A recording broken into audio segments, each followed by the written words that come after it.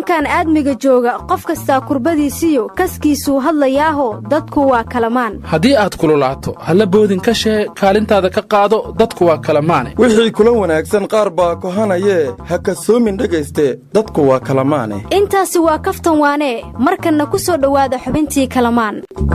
dad welba alanshe midibgo ne ewa ununa kidano irko kalawa ohogan ang lahayne ejeladahe warniyo malayow matayna isbad ku heestay war maya waa heestii calanka Soomaaliya uu turjumay maday isaaqow bariga waxaad joogtaba alanyow alanshay miyaad noo keentay dad walba alanshay ku yiri oogayey tubtina alan raalli ahaa waa lagu gafaye war adiga uu sii gafay calanka akhiyay tubtiyay maxay waradhaay war ma haysiine waxaan loo joogin aad ku mashquulshaane madaxweynihii galmudug oo 8 bilood la foolinayay maanto dhashay war reer garan waa beeyaa magaajay mayleere araada 8 bilood hadda isku dhashtay dhicis waaye bilaa u laabneed 9 bilood isu jeeyno ka dhalada fadaasay war madaxweynaha galmudug inta uu sadhalan baa kombiyuutar la saaro la sii ogaada qofka uu yahay aryadaha hadda ka hor nimana nin u martiyay ninkaasu dibiyo u qali jira dadka u taga geed hoostii muddo markay jiifeen nin ka mida nimanka wuxuu yiri hebel bal ogaada hadeer dibiyo u qalaahay mid ma jiifo qaaja bistiis la ah ayaa wuxuu yiri dibiba iiga ma daree disaamba wax ka soo lahaynoo hadda hadii ilaahay galmudug mudda la sugaayay wax wal oo ka keenay alxamdulilaahi rabbil caalamiin war bilaanta madii umulan oo bilaanta kala booqashan ka seedayaan wali eraan gordaasana afarindood isjeer ilaahay masiin ku weelne tii dhalayna meeraase alxamdulillah wakan nagaasa reed mayka aalay wal umulikowde afar isdood isjeer ilaahay ku weela araada wiilka disnaa dhashti malmal ma loo xirihe war doorashada ka dhacday galmudug tii koonfur galbeed meel ay uga egtahay tii jubbaland meel bay uga egtahay meelna waa uga duwanta tii jubbaland meel ay uga egtahayo madaxweyne la sii ogaa iyo malxiisiin baa tartamay niman kale madaxweynayaal sheeganayaana dhinacyaday ka joogaan intaas jubbaland ay uga egtahay koonfur galbeedna waxay uga egtahay annagaa wadanna haddii shaakir iyo macallin maxamuud la soo xirana koonfur galbeeday toos uga ekaanaysaa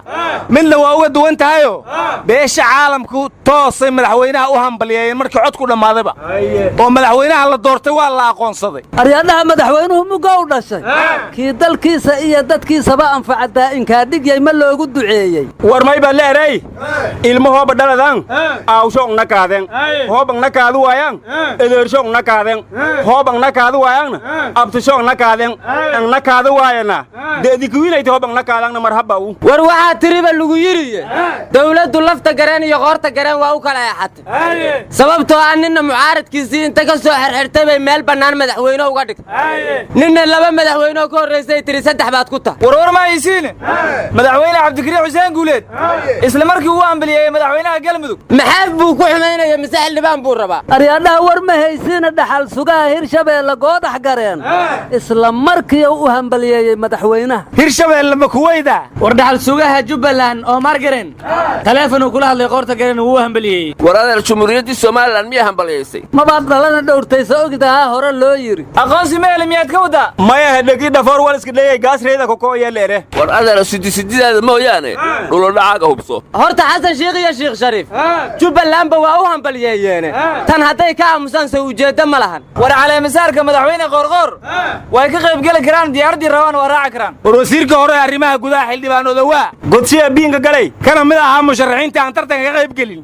wuxuu yiri galmudug loo dhan yahan soo dhisayna yaa odawaymino wax soo dhisaya ayaantaanoo dhan xaw qabahaayay war filla tooriisi la dilay oo daawo raba may cayar banalta lagu kala buuxo garoonku gali raba war odawa galmudug asaa koow soo dhisay mid kale soo dhisay xaguu wada aryadaha odawaay hadda ka hor mugow galmudug soo dhisay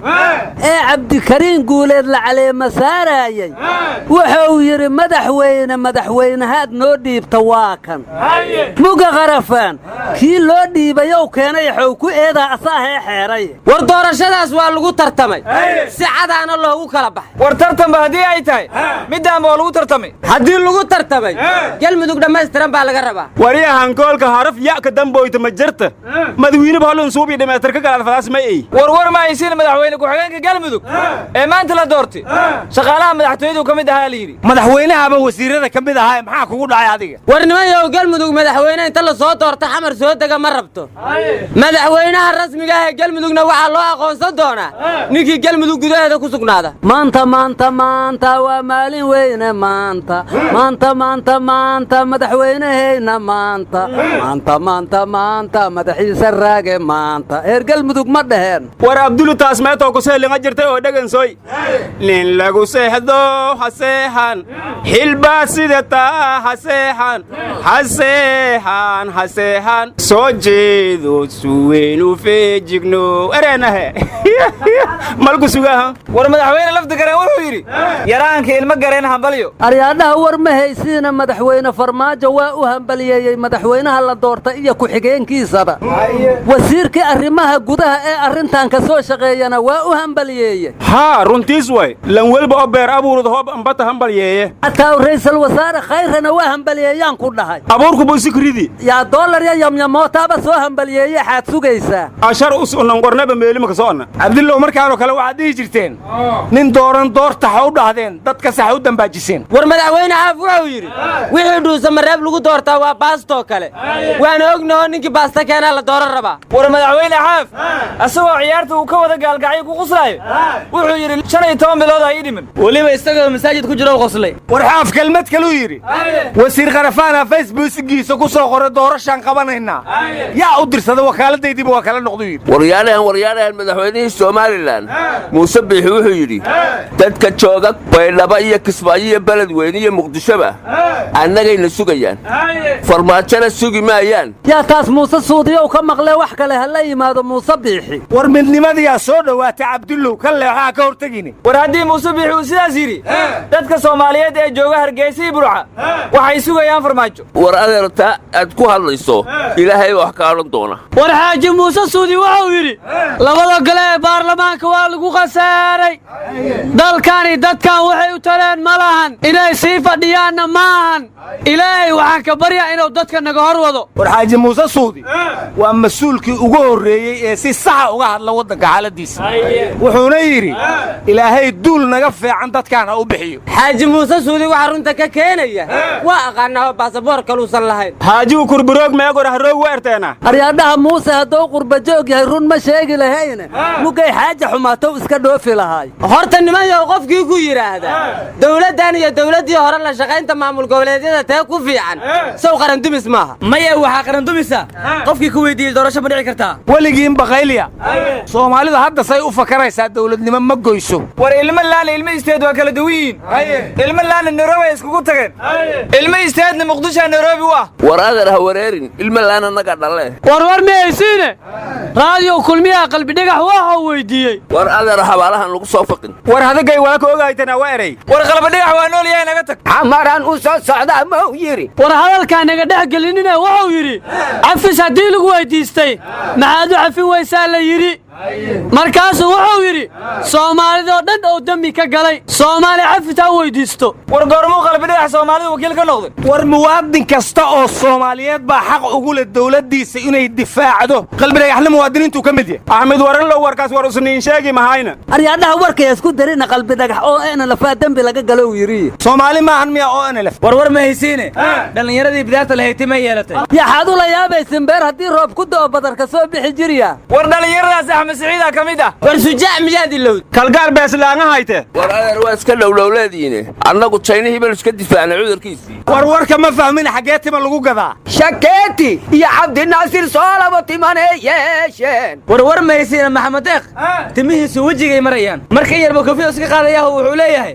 war heer makuleel baa jira aniga timo kuma ogaanee buruuka maa soo gashtayne war anigaa kalsan ka daawaday waryaa wasiirka arrimaha dibadda kenyaba waa lahayd maxaa ka rabtiin ha ku mashquulinina aryaadhaha warka hadalkan iyo iska dhaaftiin